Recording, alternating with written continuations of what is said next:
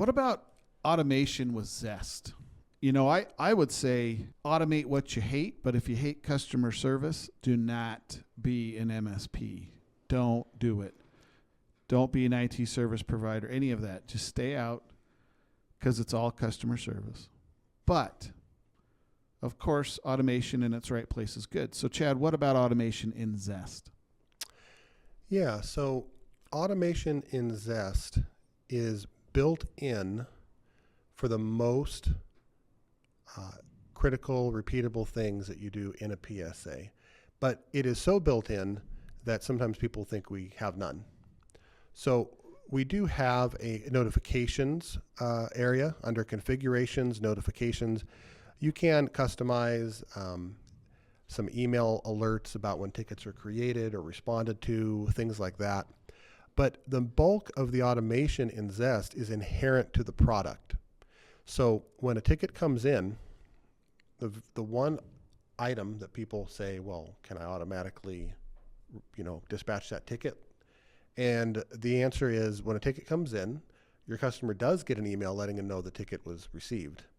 But we have purposefully not added any other automation to allow you to automate your first response. Right. Very important. Very important. In Zest, the first response is when an actual person looks at the ticket, makes a decision about how that ticket needs to be handled, and replies to the customer letting them know that they have assigned to this ticket and they set an expectation. Yeah. This is very important, and it's one of the primary things we see MSPs try to automate. Yes. Because, whoa, you want me to reply to my customers 50, 100 Right. times a day? Well, Right. who wants to do that? Well, Right. your customers want you to do it. And, Yeah.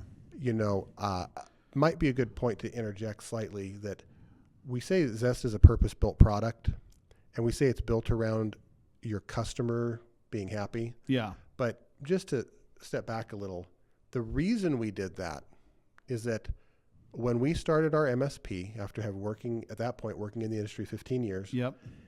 and we started with one customer, Yep. and 5 years later, we look up, we look around, and really, while our competitors were busy automating what Yeah. they hate, Yeah. and they hated customer service, Yeah. and plugging in 20 different things, and Yeah. doing everything they could to avoid responding to their customer, Yeah. we took the exact opposite approach, Yeah. and we had phenomenal success. Yeah. So that's why it's built into And we Zest. took their customers. And we took their customers. While they were busy automating, automating what they hate. we were busy onboarding. That's exactly right. You can be either busy automating or busy onboarding. And when you have, let's just say that you're a growing MSP and you get 100 tickets in a week. Well, if you've automated the dispatching of those 100 tickets, Yep. then you've ignored your customers 100 times. Yeah, That's really how they feel. Yes. It's a customer touch point. Yes. And there are plenty of examples out there in the non-IT world and in the IT world of using those customer touch points and the reward it will give you as a company. And so you want to use those customer touch points. You don't want to do anything but use them and make sure there's a connection there. So yeah, that's why we did that. Yep. And then the other big group of automations we're asked about fall into two groups. One of those groups is completely covered by Zest. People want automations because they've had to do that in other PSAs to avoid tickets falling through the cracks, failing Yep. SLA, getting lost. And all of that's built into Zest between the work feed and the dash bar Yes. that are going to be green when everything is good, yellow when something is going off the rails, and red when you failed a business process. So Yeah. that automation is inherent. Yeah. The other group of automations that come up when we find potential customers are asking about them, we find they may not be a good fit for Zest. It's automations around avoiding using their PSA.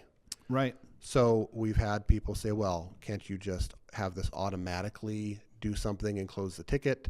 Can we put an automation in where I get a summary of all the tickets that are open so I don't have to open the PSA? These are habits people have for whatever reason. Yeah. But the fact is, if your MSP is not at a point where you have at least one employee who can man the ship and Yeah. look at the PSA you're using, Yeah. then Zest is probably not a good fit for your organization at that point. Yeah. So in large part, there's a lot of automation questions around, hey, can I do some automation so I don't have to look at Zest at all during the day?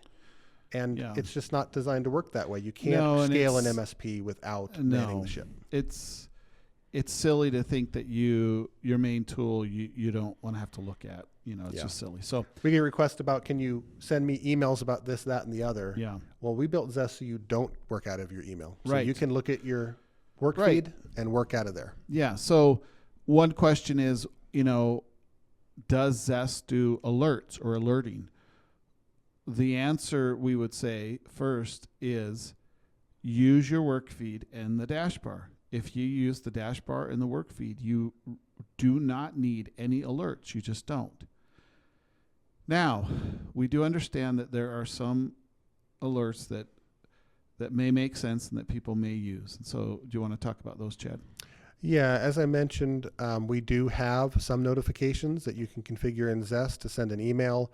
These are genuinely meant to support startup or really small MSPs who want to be using Zest, want to grow into being able to have somebody manning the ship all day, but they still need a little bit of a backstop. So we do have the ability that when a ticket's created in Zest, you can have some email go out to notify somebody else.